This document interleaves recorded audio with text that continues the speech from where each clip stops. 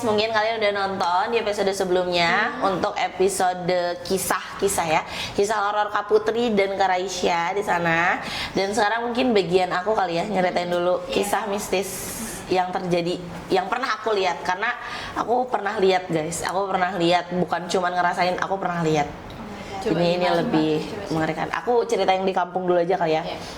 Kalau yang di kampung aku tuh dulu, papaku tuh punya bisnis maju banget.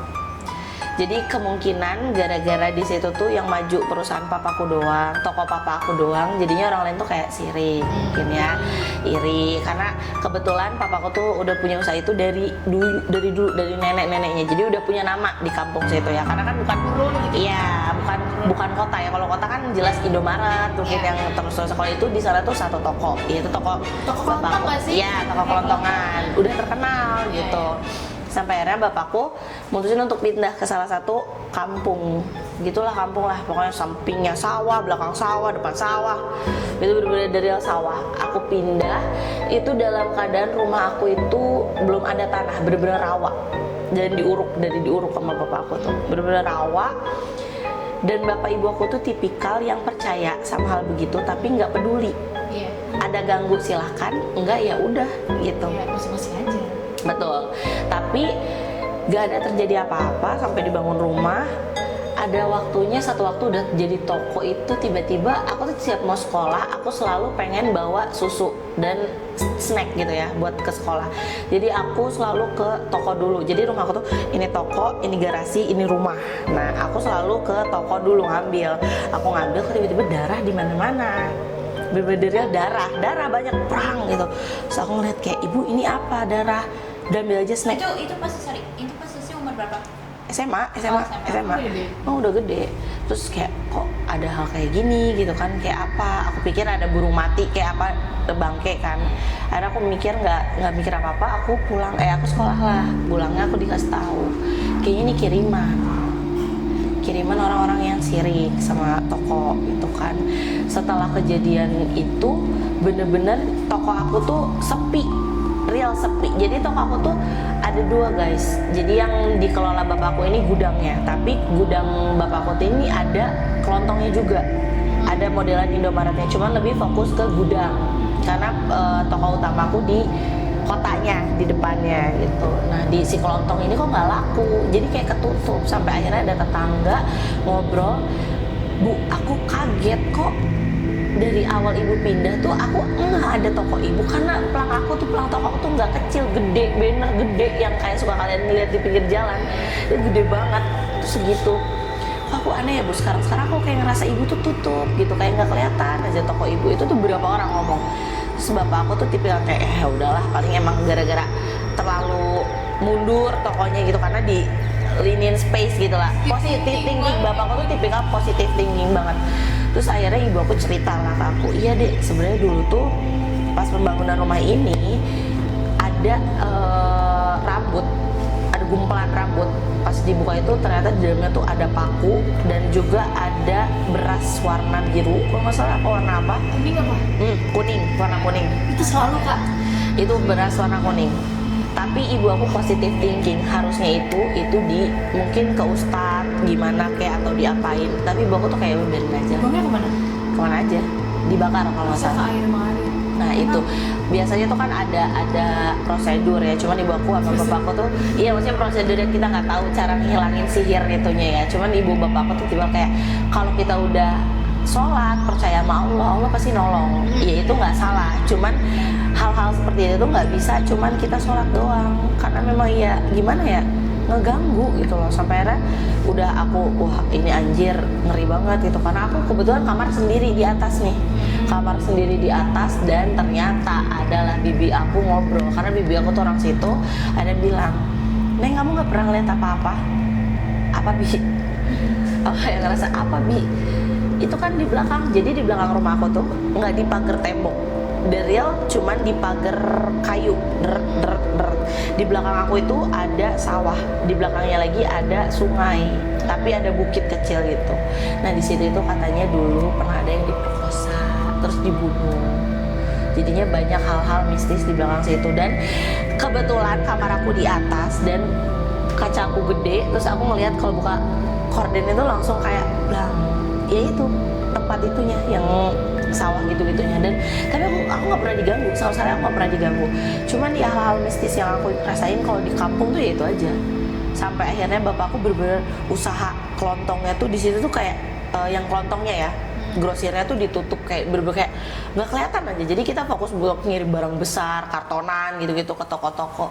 Karena orang-orang bilangnya gitu, ada yang sirik, ada yang takut kesaing gitu-gitu. Terus ngerasa kayak ini toko kok tutup terus, nggak kelihatan gitu-gitu sih. Tapi kalau untuk nampakin diri pernah berwujud bapak aku. Jadi aku tuh males banget buat ngepel, nyapu gitu tuh males banget. Aku takut banget kalau bapak aku udah negor. Jadi pas bapak aku ke masjid maghrib, aku masih males sholat tuh kan. Aku tuh emang penyakitnya males sholat ya guys. Terus jadi contoh. Terus aku disuruh ibu aku tuh, kamu ngepel dong, coba dong dek sekali. Iya udah ntar, bapak aku tuh sebelum ke masjid, kamu ngepel coba sekali, bapak pengen lihat. Akhirnya bapak aku ke masjid, wah udah azan, udah sholat, gue cepet-cepet nih ngepel. Karena aku ngeliat di pinggir, jadi kamar aku tuh gini, ini kamar, ini kasur. Nah kasur aku tuh lagi gini, lagi ngedapang gitu, lagi tengkurap main HP. Ini di kiri aku itu, di sudut mata aku itu kayak tangga kan, tangga ke atas, tangga ke kamar aku. Aku ngeliat bapakku naik, anjay ada bapak gue. Coba aku langsung ngepel. Nggak lama aku lagi ngepel, bapak ada jalan, assalamualaikum. Pak, iya, kenapa? Lu pintar tuh ngepel. Oh iya. Wah itu aku jadinya kayak langsung lihat ke kamar. Berarti yang tadi naik ke tangga Bukan bapakku belum pulang. Bener bapak. Bener-bener diem jalan tak lempeng aja. lempeng. Dan aku ngeliat pas di sudut mata bapak ngeliat, aku ngeliat bapak naik, langsung.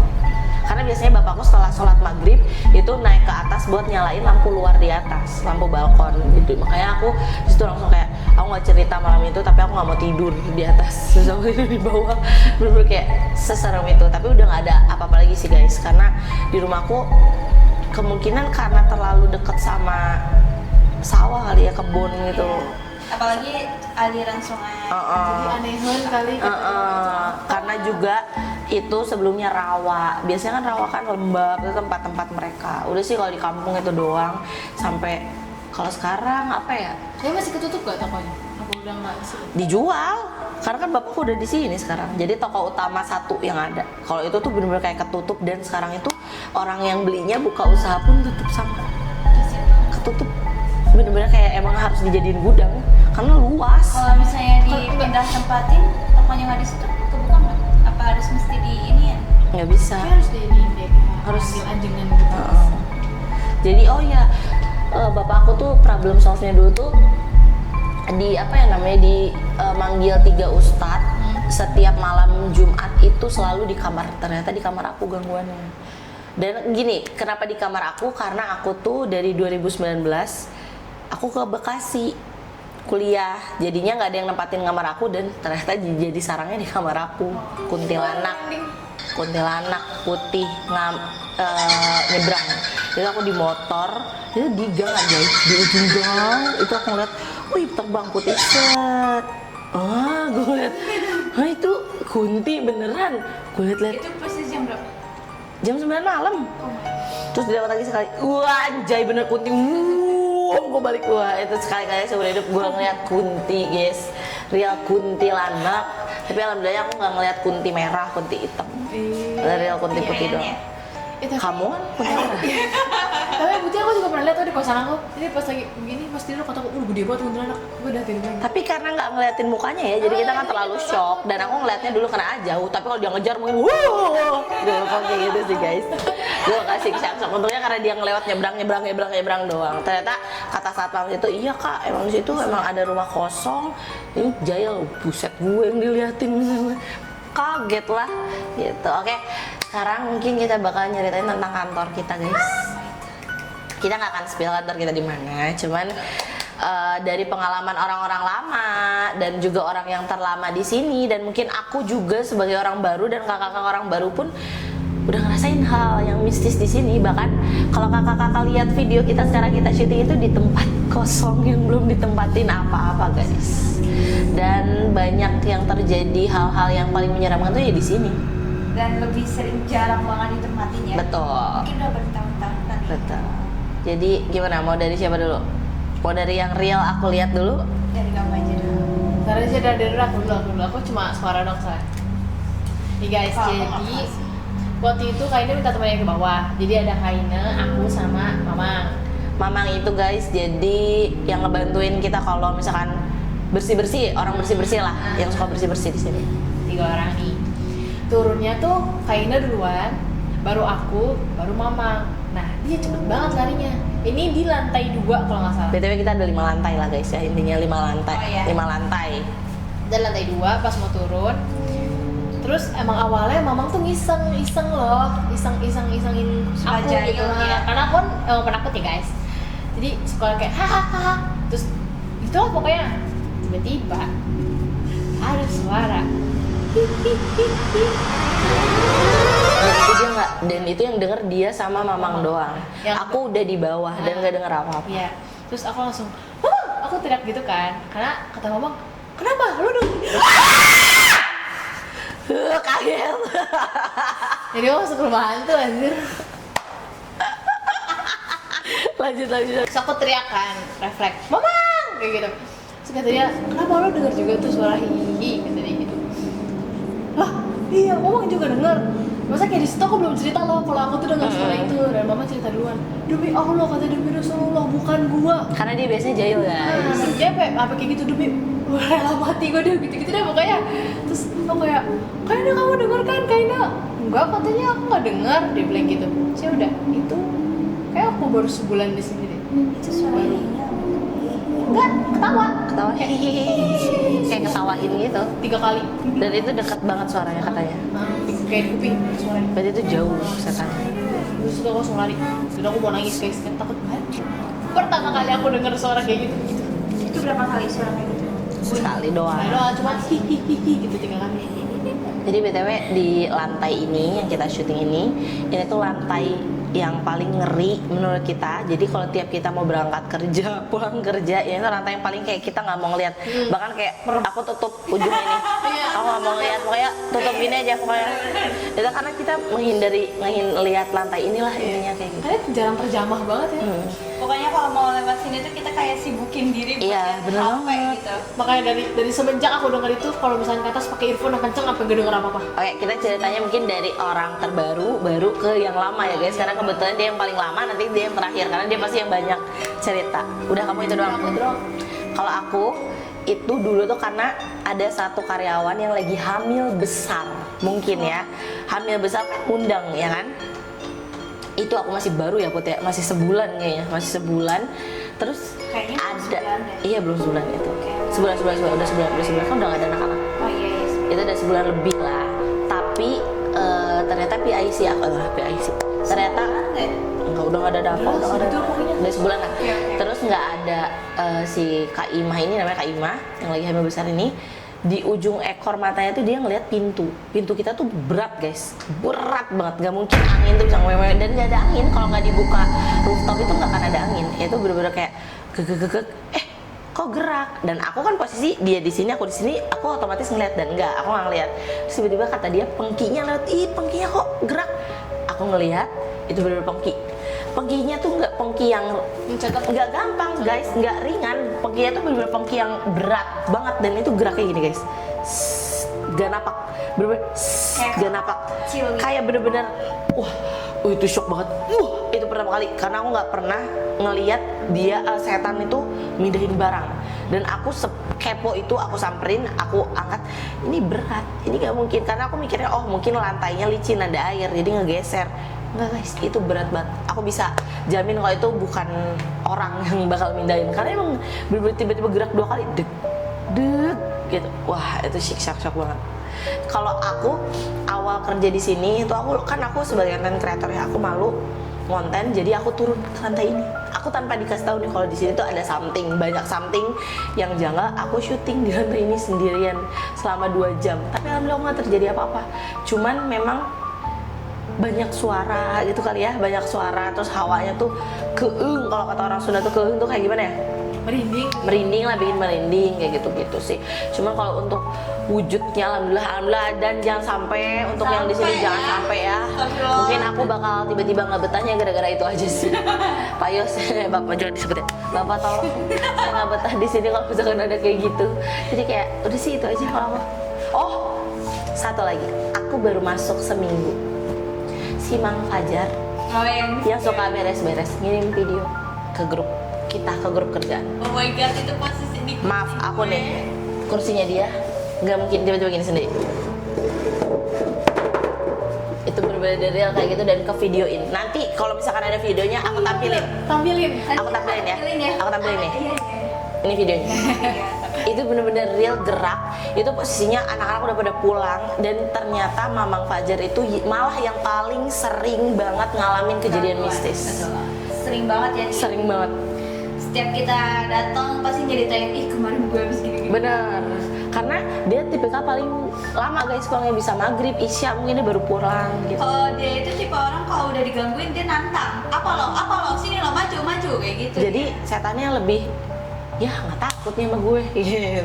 Tapi ngomong-ngomong tentang Mang Fajar, kamu lihat gak yang dia bilang, lah Cak, kok lo di atas, lo bukannya di bawah? Iya. Ih kapan itu? Ada gitu. Jadi katanya ada orang yang mirip banget aku, bahkan Oh, sampai iya, kerudung, iya. baju, celana, Oh, iya. sampai sendal-sendal pun mirip sama aku. Makanya dia pikir, lah si Cak katanya ngapain di bawah? Gue punya cerita. Pas di atas ada aku juga. Ayo lanjut Kak Putri. Masih inget gak cerita Kasul? Jadi posisi Kasul itu masih baru nikah ya, entah itu kayak baru seminggu atau 2 minggu. Masih nikah, itu posisi jam 5 sore ya. Kita kan pulang jam 5 sore ya. Mungkin si suaminya ini ngeliat dong di ruang pantry-nya Mang Fajar. Kan pantry Mang Fajar itu kalau nggak ada orang sepi banget dong. Pas jam 5 sore itu pasti Mang Fajar ke atas buat beres-beres kan. Nah si suaminya ini ngeliat. Suaminya di depan kantor, Iya, menjemput. di depan kantor. Dia ngeliat pantry kita kan kelihatan kan kalau ke belakang ada yang keluar dari pantry kita. Dikirain tuh anak baru. Soalnya kan lagi posisinya emang lagi banyak yang interview juga. Dikirain anak baru tuh, baru datang kan. Baru anak-anak baru banget lah intinya. Kirain anak baru, ternyata bukan. Soalnya posisi hari Kamis pakai baju putih, rambut panjang. Ingat tamu nggak? Enggak, aku belum ceritain. Serius gak diceritain? Itu Kasul, kan suaminya itu emang sering sholat. Dia emang suaminya sering sholat. Dia ngelihat di belakang ada yang lewat keluar lewat gitu. Dikirain suaminya itu anak baru. Enggak kok. Dia nanya kan pas Kasul udah keluar, tadi ada anak baru ya, baru pulang. Soalnya dia lewat belakang, hah anak baru? Enggak kok, di sini belum ada anak baru, belum menerima anak baru kok. Terus, tadi siapa yang lewat belakang? Pakai baju putih, full putih, enggak dress panjang sih, kayak gimana sih, full putih, rambutnya panjang. BTW guys, itu di kebiasaan kalau di kita yang aku lihat dulu juga malam Jumat, hari Kamis. Rata-rata kita kejadian angker di sini itu kayak hari Kamis terus ya. Menjelang Jumat tuh udah pasti kita bakal ngedengar something, mungkin sadar nggak sadar waktu itu kita juga malam Jumat Iya tuh. benar-benar. Rata-rata malam Jumat tuh merinding aku. Nah, takut. Nah Udah sih. semenjak ceritain Kasul kayak gitu, aku kayak mau ngambil helm kan di belakang ya. Takut aja jadi kebayang-kebayang cerita Kasul. Kita mau ganti tuh yang samping pantry itu dia keluar dari situ. Tapi lewatnya nggak ke depan, dia lurus aja ke sana. Tanya aja coba nanti ke Kasul. Nggak mau udah. Udah cukup guys, kalau aku segitu aja. Kalian ada lagi nggak kantor-kantor yang cerita lama Put biar menarik? Cerita lama gue nggak pernah ngalamin cerita kayak gitu. Oh ada satu nih, mantan housewife kita dulu mantan housewife kita, dia tuh peka sama hal kayak gitu ya. Oh iya benar-benar. Dia peka sama hal kayak gitu, jadi aku tuh konsul jatuhnya ke dia tuh, oh aku diganggu banyak nih, bodoh banget gue nggak diceritain ya. Aku pokoknya aku cerita ke dia tuh karena aku ngalamin gangguannya tuh, aku tuh di satu ruangan kita itu langsung ngadep ke tangga, cuman dihalangin kaca dan juga tirainya tuh yang ada bolong-bolong, jadi masih kelihatan ada orang lewat atau apa tuh masih kelihatan. Aku udah posisi capek karena lagi ngonten, masih awal banget. Itu pintu yang aku teriak, Putri, Kak Putri temenin dong, sini. Ya, itu aku diganggu parah banget. Tapi itu aku di posisi udah capek banget dan aku udah pernah ngeliat yang sapu jalan, jadi aku kayak udah tahu jaya ya udah stop dulu, stop please, gue lagi capek. Itu karena aku lagi capek jadi aku nggak tanggepin. Mungkin kalau ditanggepin bakal seru banget itu bakal seru banget. Terus juga yang House Live ini, mantan House Live itu bisa lihat, katanya sih ya pernah kesurupan ya dia. Katanya pas waktu Iya Pak, berdoa. Fitri. Ya, Fitri ya. Iya, mantan House Live kita tuh pernah kesurupan dan katanya dia nge-spill aku sih kalau emang iya Angel tuh cewek sih guys, cewek perempuan yang tadi mungkin yang suaminya lihat itu yang jahil, mungkin di situ itu yang jahil. Dia jahil, tapi dia pesan sama kita kalau kita di kantor itu jangan pernah terlalu takut. Oh, Bahkan kalau kamu di fisik kamu kelihatan berani, tapi hati kamu takut, itu dia tahu. Iyalah, karena kan banyak orang kaget. Dia masih takut gitu. Jadi makanya kalau kita di kantor itu sebenarnya kita takut, tapi kita berusaha untuk berani. Karena kalau nggak kayak gitu, pasti bakal ada gangguan aja. Terakhir aja editor kita tidur di satu ruangan studio. Nah ada lampu godox, lampu lighting kita tuh gede banget guys, gede banget. Dan itu tiba-tiba namanya deg, dia lagi tidur. Dan itu dia langsung lari sendiri karena dia takut banget. Karena kejadian itu tuh kayaknya harusnya satu-satu sih yang diwawancara. Cuman kita spill tipis-tipis aja, banyak banget yang terjadi di kantor kita. Dan seru banget sih kalau kita nggak eksperimen yang kayak semua penelusuran digelapin. Kita cuman kayak bertiga itu request deh kalau ini kontennya tembus 1 juta penonton, nggak apa-apa deh kita kayak gitu. Bener. Tapi 1 juta penonton ya, 1 juta penonton, nggak usah deh, jangan ketinggian, 100.000 penonton. Oh, dia 100 aja. Iya, 100 gampang Isya. 1000 penonton ya. Kalau kalian 1000 penonton, kita lembur. Mungkin kita setelah Isya lah, jangan maghrib, setelah Isya kita bakal Bisa jam 9 lah. ya kita bakal penelusuran di sini, penelusuran sekali tapi asal 1000 penonton ya. 1000 penonton. Gampang, 1000 buat penonton. Jadi nanti kalian bakal ngerasain mungkin ya lebih feel semenyeramkan apa kantor kita. Karena nanti kita penelusuran gelap ya, pertama pakai senter juga udah pasti udah. Ya udah yang penting 1000 penonton aja dulu. Kalau 1000 penonton aku yain. aku juga bakal lihat. Tapi takut kayak nggak sih, nggak mungkin ya sih sebenarnya. Nggak mungkin. Jangan mungkin. Tiba-tiba FYP-nya sejuta. Kalau iya sih gua, ayo guys, semua ada Mang Fajar kan? Iya, pokoknya gitu guys. Nanti kalau misalkan 1000 penonton, kita nggak cuma storytelling doang, kita bakal kelilingin kantor kita yang Kayaknya alhamdulillah sangat banyak banget loh. Dan nanti mungkin kita bakal di malam Jumat lebih menantang lagi. Wow. Enggak, Ini aja kita cerita di sini pun menantang loh. Menantang banget guys, kayak ini kayak lebih kita apa ya Mbak? Kok kesini ya Mbak ya? Ini kan shift Mbak ya, bukan shift kita ya, kata setan. Kita kesini juga izin dulu ya guys. Ya gitu guys. Jadi mungkin untuk kejadian horor di kantor kita memang mungkin banyak, cuman nggak banyak yang cerita ke kita semua dan mungkin nggak banyak yang kita tahu karena kebetulan kita bertiga juga masih anak baru setahun semua. Jadi kita belum terlalu banyak yang pengalaman horor sih. Semoga enggak ya, jangan ganggu ya, gitu kan. Kita cuma Mang kerja. Fajar nggak sih? Bener guys. Nanti kalau ada waktu dan diizinkan sama bos kita, mungkin Mang Fajar bisa join untuk ceritain hal-hal mistis. Iya bener ya. Mang Fajar tuh banyak banget dia pengalamannya, banyak banget. Banyak banget karena dia orang terlama sih guys. Maksudnya. Dari mencium aroma, banyak banget dia. Ya, betul. Siapa yang setuju Bang Fajar di sini? Nah kalau setuju Mang Fajar jadi narasumber nanti komennya 1000, jangan 100 aja 100 komen. Sekarang nanti kita bakal ajakin Mang Fajar buat 100 komentar. cerita nih. Betul. Oke guys, mungkin untuk kejadian horor di kantor dan kejadian pengalaman kita itu segitu aja dulu kali ya. Untuk nextnya siapa tahu kakak-kakak tiba-tiba dirasuki atau kayak Iya, dapet hidayah kalau kakak-kakak bisa lihat setan lebih seru lagi. Gimana? Kalau dibuka mata batin gimana? Kaget loh. Apa nih? Gue selalu bilang ngomong, kan ngomong kayak gitu. Ya Allah, selalu capek banget. Oke guys, kita udah lemes banget. Terima kasih banget. Semoga konten kita kali ini, cerita di balik tirai ini bisa menghibur kalian semua. Cerita di balik tirai.